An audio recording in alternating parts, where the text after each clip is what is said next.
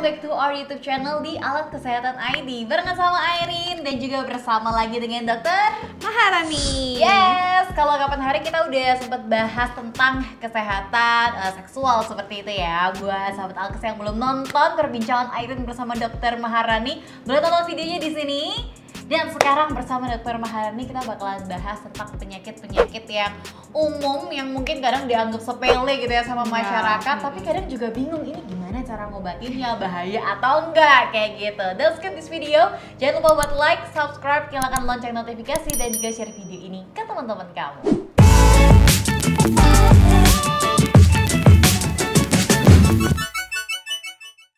Penyakit yang pertama nih dok, yaitu mata ikan. Ini sebenarnya penyakit apa sih? Kenapa kok dinamainya mata ikan? Kenapa enggak mata kucing, mata harimau gitu? Kenapa mata ikan gitu? Ya memang unik ya namanya. Kenapa kok mata ikan sih? Apakah karena bentuknya mirip mata ikan mungkin ya? Tapi memang mata ikan ini jadi salah satu penyakit yang umum kita jumpai ya. Bahkan mungkin kita nggak tahu tuh itu bahwa itu ada suatu penyakit. Kita pikir apaan nih, cuma benjolan kok nyeri sekali saat jalan. Kalau secara medis mata ikan memang nama lainnya tuh clavus. C-L-A-V-U-S. Clavus. Kok bisa sih mata ikan ini terbentuk ya? Jadi memang mata ikan ini biasanya terjadi pada daerah tubuh yang weight bearing atau yang sering terkena tekanan. Contoh, telapak kaki. Atau misalnya saat kita pakai sepatu nih ukurannya kurang pas sehingga jari-jari kita itu tergesek-gesek sepatu. Itu bisa terbentuk mata ikan. Tapi kalau tekanan hidup enggak ya dok? Nah, kalau tekanan hidup enggak ya. Lanjut dok, terus. Nah, kalau mata ikan sendiri itu sebetulnya apa sih? Jadi mata ikan itu sebetulnya dia penebalan kulit. Penebalan kulit yang tidak normal yang terjadi akibat trauma atau gesekan yang berulang. Sehingga kulit bagian epidermis menebal dan sehingga timbul rasa sakit. Karena dia mensensitisasi saraf-saraf yang di daerah sana. Tapi beda dengan kapalan gitu, beda dong? Kalau kapalan itu tanpa nyeri pasti. Contohnya penebalan kulit Betul. aja gitu ya? Jadi memang sama-sama penebalan kulit nih, tapi bedanya mata ikan tuh ada nyerinya pasti. Dan biasanya kenapa kok namanya mata ikan, ada titik hitamnya. Begitu, titik hitam ini nanti lama-lama yang bisa kalau keluar ke permukaan kulit dia mengeras, bentuknya bulat seperti mata ikan. Memang itu sebenarnya dalam dari bulatannya itu apa dok? Apakah berupa cairan atau apa dok sebenarnya? Sebetulnya itu suatu jaringan kulit ya, memang penebalannya ya, sehingga bukan cairan karena memang nggak ada isinya. Tapi memang kalau untuk terapinya sendiri ya karena itu penebalan kulit yang menyebabkan sakit karena ada sensitisasi saraf, otomatis kulitnya harus dibuang. Nah ngomongin tentang harus dibuang kulitnya dan sebagainya, ini kan berarti kita masuk ke cara mengobatinya ya. Betul. Nah ini bisa nggak sih kita obati sendiri di rumah ataukah memang harus pergi kayak ke klinik atau ke dokter nih dok untuk ngobatin mata ikan ini? Pada beberapa kasus yang mungkin masih belum parah ya mata ikannya, sehingga kita katakan penebalannya mungkin masih belum terlalu tebal atau semisalnya dia masih kecil, itu bisa kita obati sendiri, bisa. Kayak apa dok? Jadi memang ada beberapa jurnal yang mengatakan kita bisa lakukan sendiri itu di apa ya bahasanya, diseset. Surabaya banget ya, diseset. Di apa ya, dipotong. Betul, bagian yang keras ya, dikikis bagian yang keras. Cuma memang kan prosedur ini beresiko. Satu, beresiko perdarahan. Kedua, beresiko infeksi. Steril nggak tuh alat yang untuk mengikisnya ya kan? Sehingga kalau saya sarankan lebih baik ke dokter aja. Karena ada beberapa juga terapi yang lebih efektif dibandingkan cuma sekadar dikikis, yaitu dengan cara setelah dikikis diambil akarnya, dilaser. Berarti ini masuk ke kayak seperti operasi kecil gitu dok? Operasi kecil, jadi dibius sedikit karena kan nyeri sekali. Kalau nyeri dikikis ya tambah nyeri dong pasti. Jadi biasanya kalau sama dokter-dokter itu pasti dibius dahulu nih. Misalnya ini mata ikannya ya, sekitarnya pasti akan dilakukan pembiusan lokal. Jadi nggak bikin yang sampai tidur, enggak. Cuma mati rasa aja. Habis itu dikikis, diambil akarnya. Setelah itu dilakukan laser. Laser ini fungsinya apa? Untuk mematikan jaringannya dan mencegah perdarahan. Tapi kalau Anda kan sudah melakukan prosedur operasi seperti itu, dok, apakah bisa timbul kembali mata ikan ini? Bisa sekali. Bisa jadi karena satu, akarnya yang diambil tidak bersih. Oh no. Kedua, kita harus ingat bahwa sebab mata ikan adalah gesekan atau trauma yang berulang. Misalnya kita pakai sepatu tidak pas, menyebabkan mata ikan. Mata ikannya sudah diobati, sepatunya nggak diganti, ya percuma. Iya, akhirnya kegesek-gesek lagi. Betul. Ya, jadinya muncul mata ikan lagi ya. Oke. Jadi ya penting sekali setelah mata ikan itu diambil, jangan lupa mungkin sepatunya diganti atau mungkin alas kakinya yang diberi yang empuk. Kita harus cari tahu juga penyebabnya apa. Ya udah itu dihindari. Penyakit yang kedua, ini Airin baru alamin juga gitu ya dok, adalah masuk angin. Masuk angin, bener banget sih, Surabaya banget. Masuk angin nih dok. Ini sebenarnya penyakit apa? Maksudnya kok bisa kita tuh kayak merasakan, oh ini ada angin nih di badanku gitu dok. Ada nggak sih istilah medisnya dari masuk angin gitu dok? Ya sebetulnya nggak cuma istilah medis ada atau enggak ya, bahasa Inggrisnya masuk angin tuh apa sih ya? Masa enter wind? Enter wind. Iya benar. Jadi ya istilah masuk angin itu cuma satu-satunya di Indonesia yang ada. Nggak ada lah bule bilang di Amerika saya I'm enter wind, kan nggak ada gitu loh. Kalau Ya. masuk angin minumnya Ya, buang angin.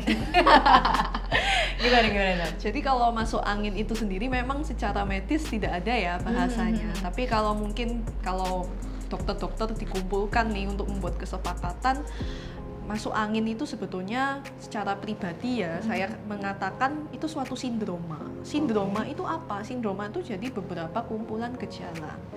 Sebetulnya juga masuk angin itu kan yang kita rasakan apa? Kembung, terus rasanya kadang agak menggigil, buang angin, kadang bisa diare juga. Iya, betul. Sebetulnya itu semua adalah gejala yang menuju ke arah pencernaan. Entah itu bisa sakit lambung atau gastritis, atau misalnya infeksi pada usus atau enteritis, atau bisa gabungan keduanya seperti gastroenteritis akut. Apa tuh? Itu adalah suatu infeksi atau inflamasi pada lambung dan pada usus. Kalau misalnya pada lambung itu yang menyebabkan kita kembung, sering sendawa, sering buang angin. Kalau pada usus itu biasanya menyebabkan kita diare. Oh, oke. Gitu.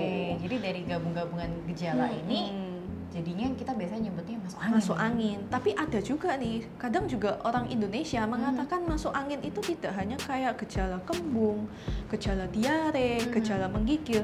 Seringkali ada juga yang bilang batuk pilek tuh masuk angin. Nah, jadi pasien-pasien yang kadang datang, dok saya masuk angin, apa gejalanya? Iya dok, saya meriang, tenggorokan saya nggak nyaman.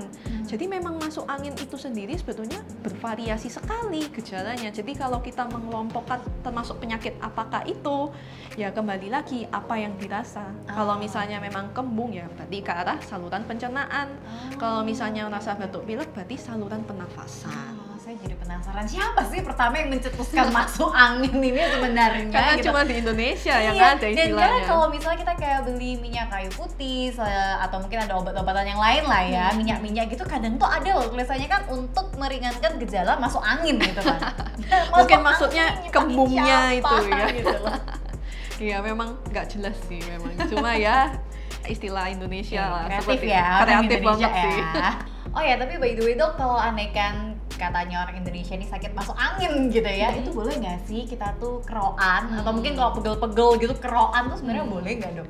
Ya ini keroan tuh sebetulnya sama seperti masuk angin ya, cuma di Indonesia. Oh gitu. Mana ada bule keroan kan ya, cuma di Indonesia aja yang keluar keroan ya. Sebetulnya boleh apa enggak itu masih kontroversi ya. Jadi memang ada beberapa dokter yang mengatakan boleh, ada yang mengatakan tidak. Tapi pada kenyataannya kerokan itu menimbulkan efek sugesti. Jadi misalnya nih, sugesti itu jadi gini, wah aku masuk angin nih, kalau dikerokin pasti sembuh.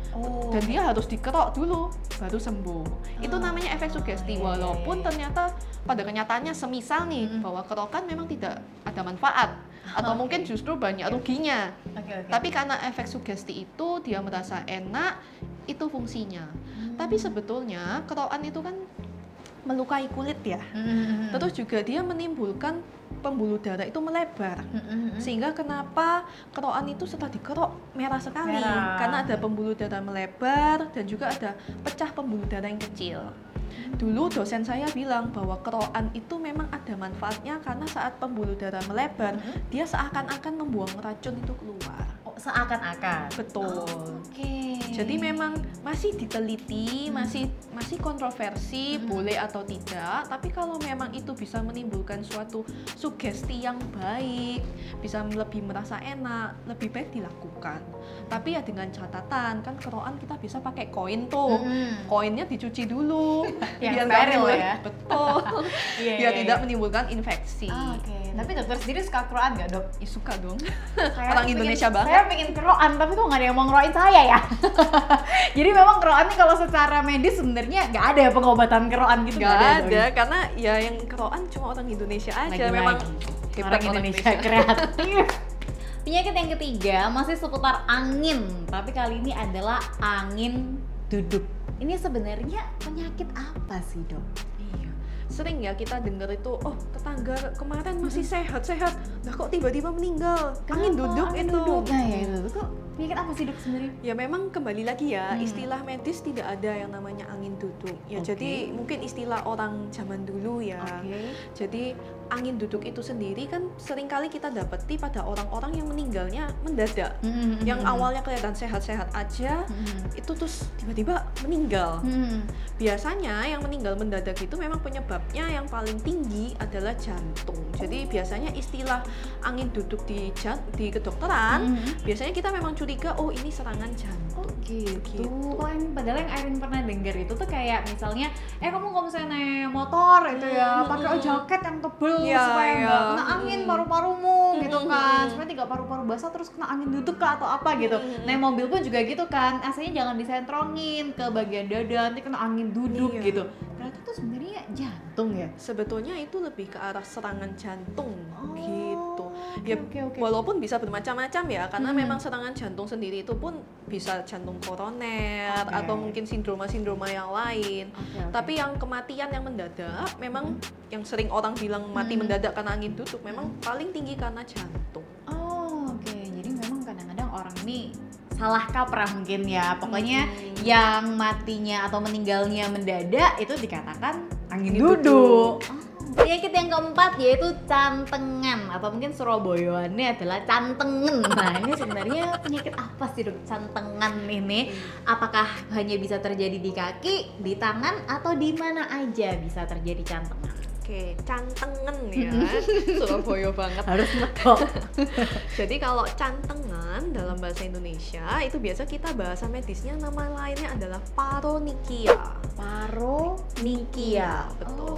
Jadi apakah bisa di kaki, apakah bisa di tangan? Bisa. Pokoknya pada semua tempat yang ada kukunya. Oke.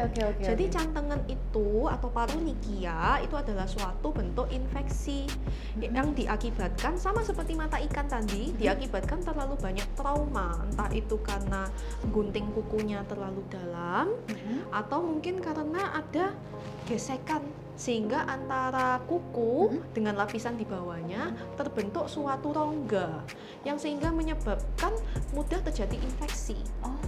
Infeksi inilah yang kemudian membuat kalau orang cantengan tuh merah, bisa keluar nanah, nyeri banget. Nah, itu adalah cantengan karena infeksi di antara kuku dengan lapisan di bawahnya.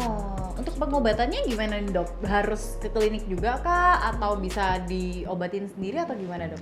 Kalau yang masih cuma merah aja nih ya, yang merah nyeri tapi nggak ada nanahnya, itu biasanya memang bisa kita lakukan pengobatan sendiri dengan cara kita rendam di air hangat sekitar 3-4 kali sehari selama 10 menit.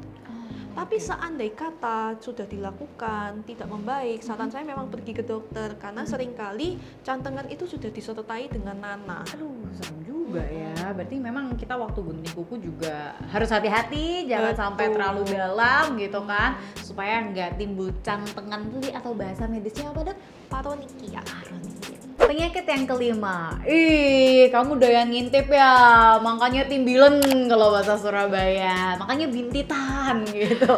Ini sebenarnya penyakitnya tuh ada nggak sih dalam dunia medis nih, Dok, sebenarnya bintitan ini, atau memang lagi-lagi orang Indonesia aja yang suka kamu suka ngintip makanya kamu bintitan. Gimana nih dok?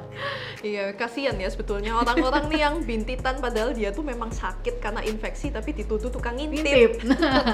Kalau dalam bahasa medis, bintitan atau timbilan itu namanya hordeolum. Hordeolum. Nah, hordeolum ini ada dua, yang satu interna atau di dalam, yang kedua adalah eksterna atau di luar. Jadi memang hordeolum itu adalah infeksi pada kelenjar di daerah mata.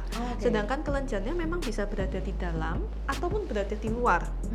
Begitu. Nah, kalau hordeolum itu sendiri memang terapinya macam-macam.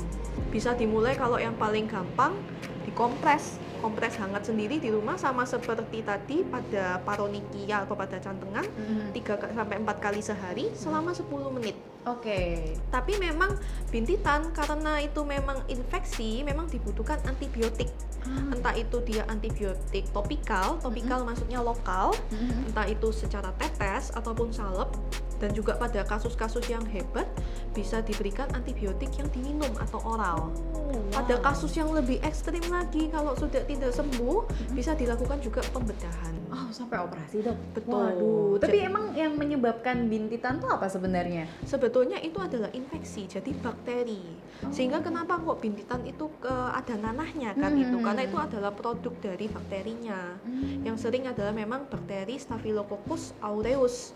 Sedangkan bakteri ini biasanya ada pada permukaan kulit kita. Memang dia bakteri yang normal saja berada di permukaan kulit. Nah, tapi kalau sudah sampai mata, dia menyebabkan bintitan itu. Mungkin kalau andai kata kita sebagai cewek-cewek nih ya, misalnya make up gitu, lalu bersihkan make upnya nggak bersih, itu juga bisa menimbulkan bintitan atau nggak dok? Sebetulnya bisa saja ya, karena kan make up itu suatu benda asing. Maksudnya seharusnya tidak di sana gitu loh. Karena kalau ada sesuatu yang seharusnya tidak di sana, pasti akan mencetuskan reaksi inflamasi atau reaksi radang. Reaksi radang ini yang akan mengakibatkan lebih mudah terjadi infeksi. Kan perlu kita ingat lagi bahwa kuman Staphylococcus aureus itu memang ada di kulit kita.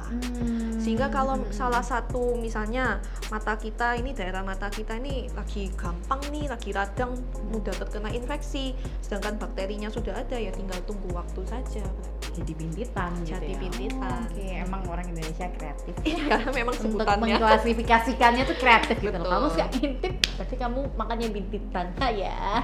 Oke sahabat Alkes, itu tadi ya 5 penyakit yang umum terjadi di masyarakat. Mungkin kamu juga pernah ngalaminnya nih. Thank you so much Dr. Maharani. Thank you, udah Airin. dijelaskan kira-kira tuh penyakitnya apa, bahasa medisnya apa, penyebabnya apa, cara ngobatinnya juga gimana gitu kan. Bahkan ada penyakit yang ternyata cuman ada di istilah orang Indonesia gitu ya. Sangat kreatif. Semoga aja penyebab-penyebabnya tuh bisa kita hindarin supaya kita ya bisa sehat lah ya. Penyakit sekecil apapun tuh kan namanya penyakit juga tutup sakit ya kan. Thank you for watching. Jangan lupa buat like, subscribe, nyalakan lonceng notifikasi, dan juga share video ini ke teman-teman kamu. Plus follow Instagram kita @alatkesehatan_id_official. Kalau mungkin nih kamu ada pertanyaan, kalau penyakit ini gimana ngobatinnya? Kalau penyakit ini apa sih sebenarnya? Boleh tulis di kolom komentar. Nanti Airin bantu tanyain ke Dr. Maharani. Boleh ya dok, dibantu jawab Boleh nanti dong. ya. Sampai ketemu di video selanjutnya di Airin's Room Talk, ngobrol-ngobrol santuy bareng Airin. Bye.